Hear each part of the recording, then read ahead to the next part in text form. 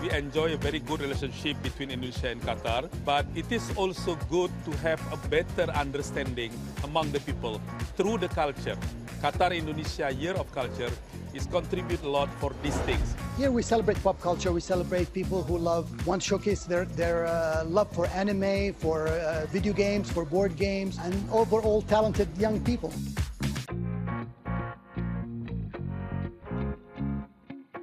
Hello, welcome to Qatar 365 with me, Adil Halim. On this episode, we look at how Qatar is welcoming diverse cultures and subcultures. I'm at Flag Plaza, a public space that was launched to mark the 10th year in the country's Years of Culture program. This year's chosen country is Indonesia. And as Laila Humaira found out, the Southeast Asian nation has pulled out all the stops to showcase its vibrant culture. Friends, family, food, and fireworks. When it comes to introducing people to different cultures and cuisine, there's no better way than through a food festival. And this is the Qatar International Food Festival. Thousands of visitors gathered at Lusail Boulevard, all wanting a bite of what's on offer. Among nearly 100 stalls offering a variety of international food and snacks, the spotlight this year was on Indonesian cuisine. Helianti Hilman is an entrepreneur with a passion for indigenous Indonesian food. Tonight, she's curated a special menu for some very special guests. Helianti picked the best ingredients. We have a platter which comprises of blue rice, yellow rice, rendang, and some other, specialty dishes from different parts of Indonesia. The dinner capped off another successful edition of the food festival, but it's one of many events in the Year of Culture calendar. We enjoy a very good relationship between Indonesia and Qatar, but it is also good to have a better understanding among the people through the culture. Qatar-Indonesia Year of Culture is contribute a lot for these things. It's not just food that brings cultures together. Music, theatre, and the arts are also universal languages that can portray a country's culture, diversity, and values. And it's here at the Qatar Cultural Village that a special musical performance was staged to give a glimpse into the colourful world of Indonesian theatre. Backstage at the Qatar Opera House, these actors and actresses are getting ready for a big night. The troupe was flown in from different parts of Indonesia to perform Hayati, a musical interpretation of some of the oldest and most treasured Indonesian epics. It's a story about life, tree of life, balance of life. This life, this world is being made by these amazing creatures that together, and Borobudur is representing of that. The costumes for Hayati were specially put together by one of Indonesia's acclaimed fashion designers, Era Sukamto. Gold headpieces, traditional theatre masks, and colourful, flowy batik. Batik is a profound art. It's not only the way to put the wax and the coloring techniques into a cloth, but it's also a visual communication. So it's a very profound way to presenting all the philosophies, all the wisdoms into one cloth. And what's a performance without music? In addition to gamelan, an Indonesian ensemble made up of tuned gongs, Hayati mixes old and new sounds through marrying traditional and modern techniques. The colour of sound in traditional Indonesian music is diverse. We try to combine the colour of the sound that exists in the archipelago.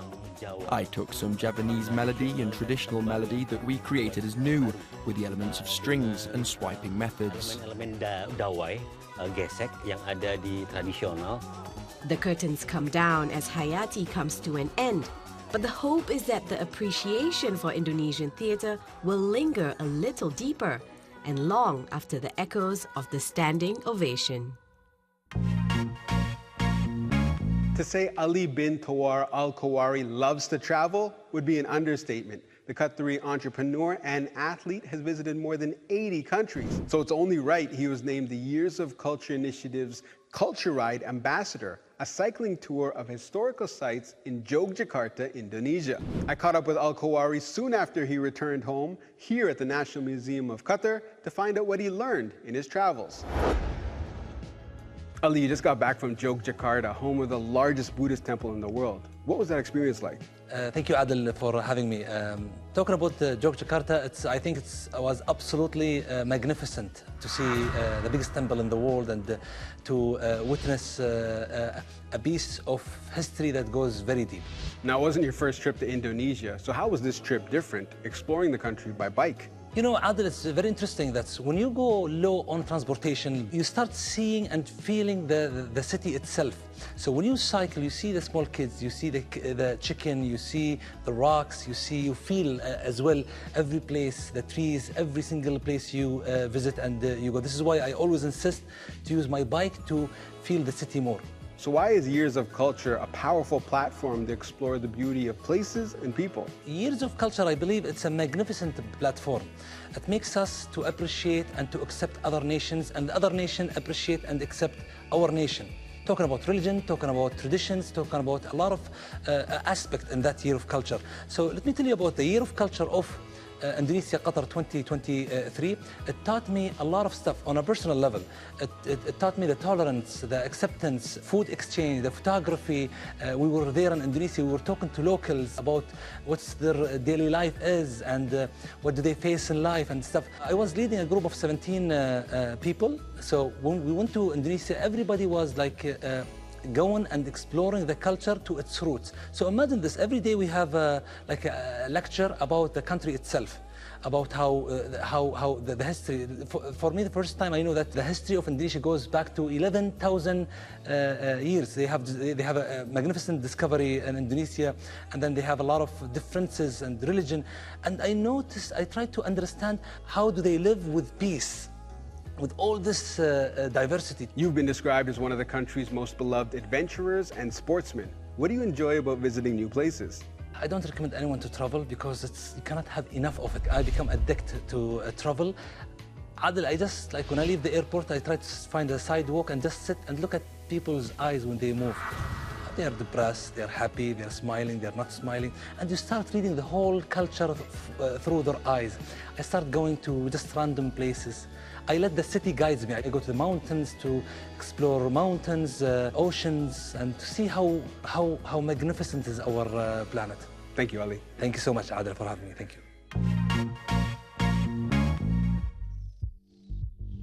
Cosplaying as a Japanese anime character is not something you'd expect to see in Qatar. But for one weekend a year, Geekend is the place to be for cosplay enthusiasts, gamers, and adventure seekers. I got a chance to check it out.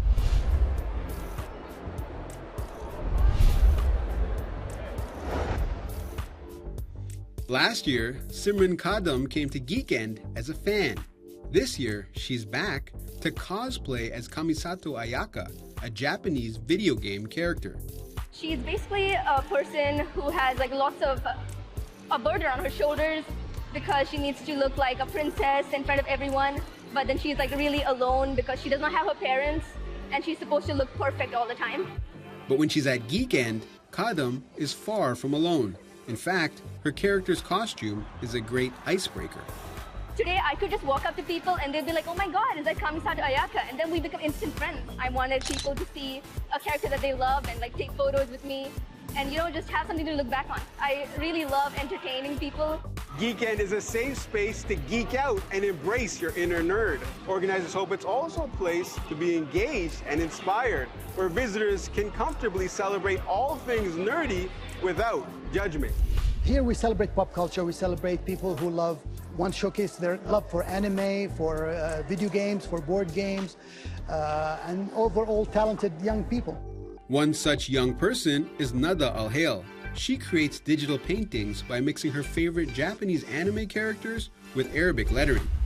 I saw a lot of digital art and I thought to myself that it's good to know how to paint and how to draw.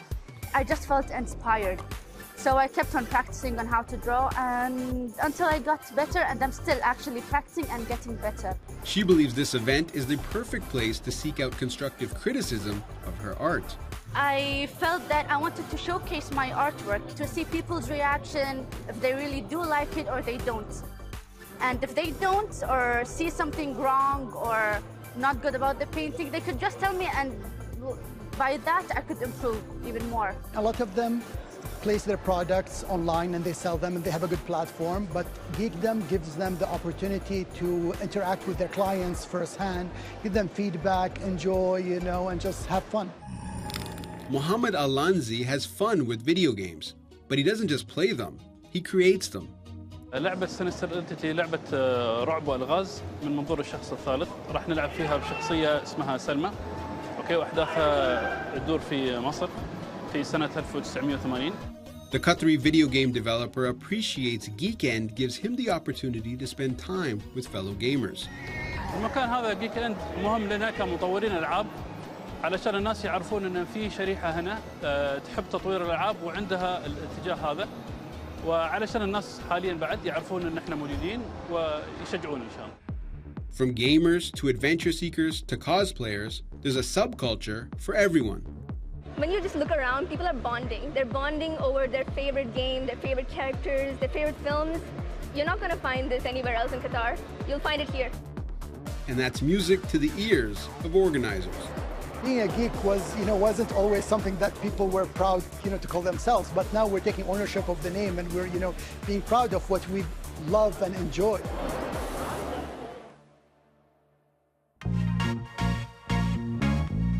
From exploring the cultural ties between Qatar and Indonesia to taking a glimpse into the world of geekdom, this episode had it all, and we hope you enjoyed every minute. And that's all the time we have for now. For more, check out Euronews.com and connect with us through our hashtag. Thanks for watching, and we'll see you next time on Qatar 365.